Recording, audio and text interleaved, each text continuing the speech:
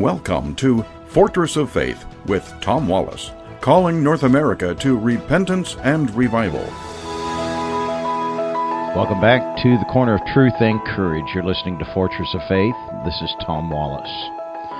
We have been living in what I call the Age of Mythomaniacs. Myths, lies, deception. It is so embedded into our culture that it's hard to discern between the real and the false, the truth and the lie. Every day in the news you hear misinformation, disinformation, charges like that, fake news, all that's flying around on both sides of the political argument. Lies have been powerful tools, shaping societies and worldviews, often with devastating consequences. In our modern world that we live in, misinformation spreads faster than ever before. The influence of lies, whether grand or subtle, continues to wreak havoc on the truth and on reality. From historical examples to contemporary issues, we're living in a society of lies, crafted and upheld by mythomaniacs, those who compulsively lie and create false narratives for their own benefit and their own gain and their own agenda. Charles Spurgeon, one of the great preachers of the 19th century, said this, and I tell you, he's so eloquent in what he says. I love reading Spurgeon. Had the privilege of being in his church. It doesn't stand like it used to. It was bombed out during World War II by the Germans, but the frontage of the church, the Metropolitan Tabernacle there in London, still stands, and it would have been a grand church building of its day. He said this, "He that perverts truth shall soon be incapable of knowing the truth from the false. If you persist in wearing glasses that distort, everything will be distorted to you." Now, let that sink in. Let me say it again. He that perverts the truth shall soon be incapable of knowing the truth from the false. In other words, you're not going to be able to discern. If you keep sending out lie after lie after lie, eventually you're going to come to the point where you believe the lie yourself that it is true, and you're going to be incapable of knowing what is really true or false. If you persist in wearing glasses that distort, everything will be distorted to you. It was Adolf Hitler that gave us the idea that the bigger the lie, the better. One of the most infamous proponents of lying for political gain and using it as a political weapon, propaganda, was Adolf Hitler. He wrote in his manifesto, 1925, Mein Kampf, he outlined the concept of the big lie, a falsehood so enormous that people would believe it simply because they couldn't imagine anyone having the audacity to distort the truth so completely. Hitler's chief propagandist was Joseph Goebbels, and he famously echoed this strategy. If you tell the lie big enough and keep repeating it, people will eventually come to believe it. According to Goebbels, the state could maintain this lie as long as it shielded its people from the political, economic, and military consequences of the deception. In this way, truth became the state's greatest enemy. Now, think of that. When you, as a political party, have sold lies and deception and illusions to your people, the truth then becomes the enemy of the state, and you cannot afford to let the truth be revealed. And so you have to take out anyone or anything, any organization that is trying to get the truth out there. That's why they want to control social media. That's why they hate Elon Musk, because Elon Musk has taken away one of the jewels that was out there being used for their propaganda, and now it cannot be used for propaganda, but instead for trying to keep the truth out there so that people could know the truth.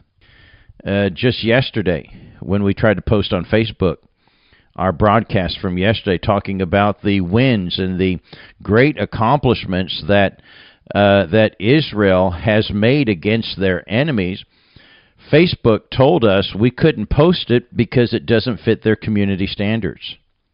Everything in there was absolute truth, well documented.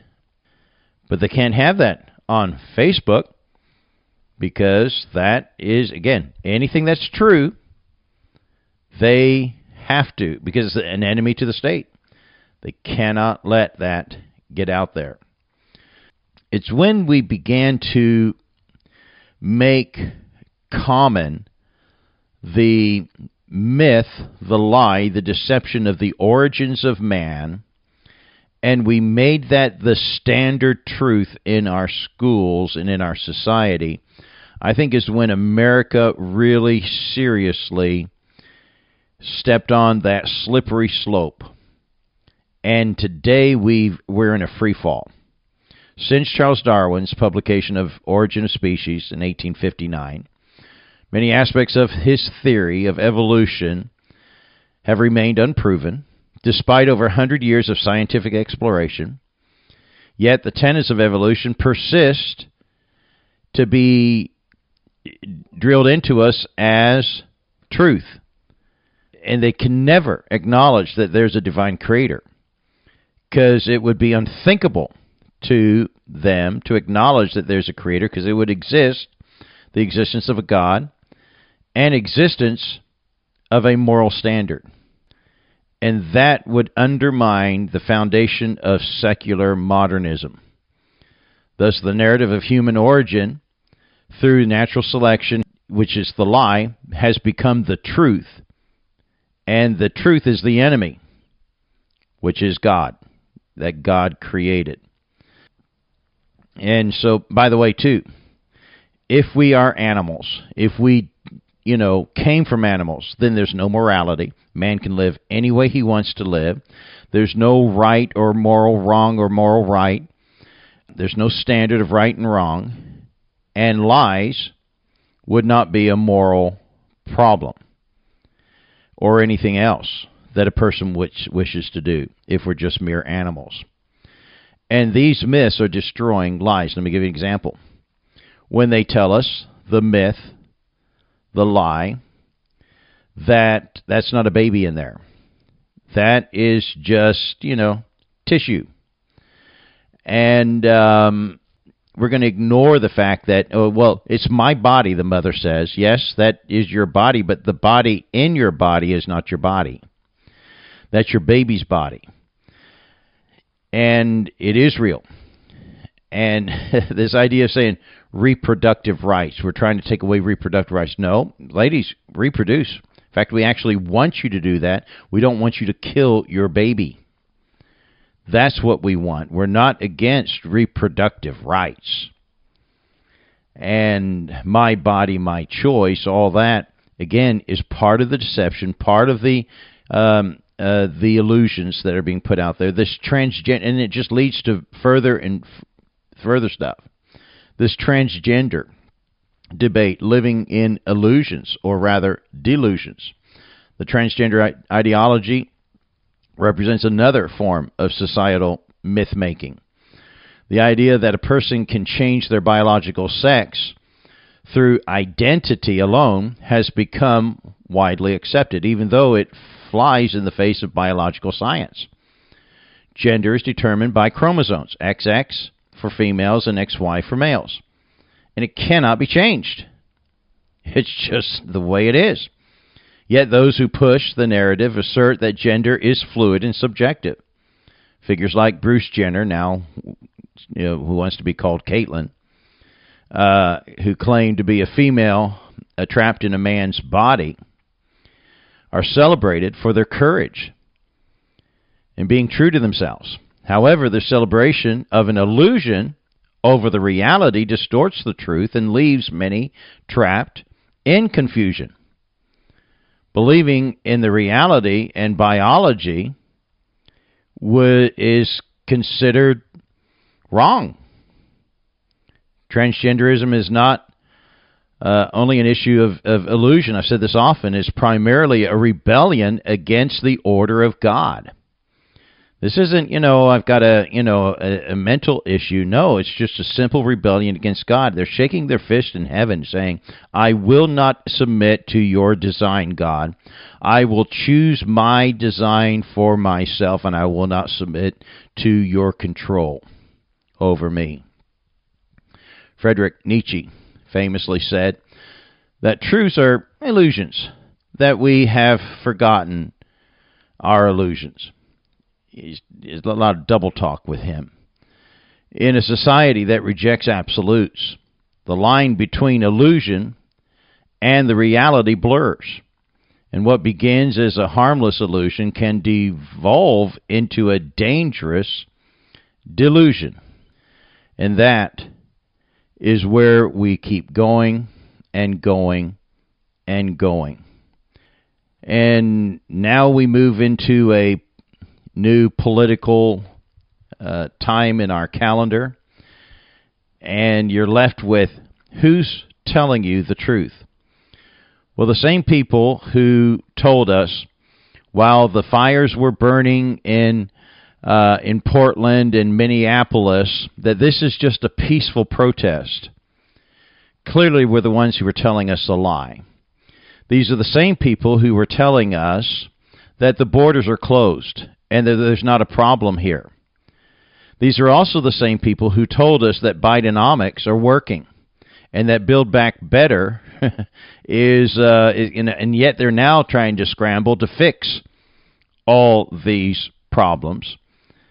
And these are the same people that told us that that's not a baby in there, it's just tissue. There's no immorality in choosing your gender, and just go with what your heart tells you. And it's okay to cut and mutilate children and to take away their gender. And these are the same people that want to continue in government. And the sad part of that is that they're being believed. They're saying the other side is wicked and immoral, and they've created a monster. And that's what you do when you're in politics and you don't have a good policy. Your policies are not working, and you really can't argue on the basis and the strength of your policies. So what do? You attack your opponent and you make them into a monster. And you create the illusion of evil and destruction, and how this person is going to destroy everything you love. And boy, they've been doing that through this political season. The Mythomaniacs and the Society of Lies and the Nation of Liars has destroyed our nation. We need to return back to God, because God tells us that there is truth, there is a standard, there are absolutes, and the truth will set you free. That's it for today. Join us again tomorrow at the corner of truth and courage. God bless you.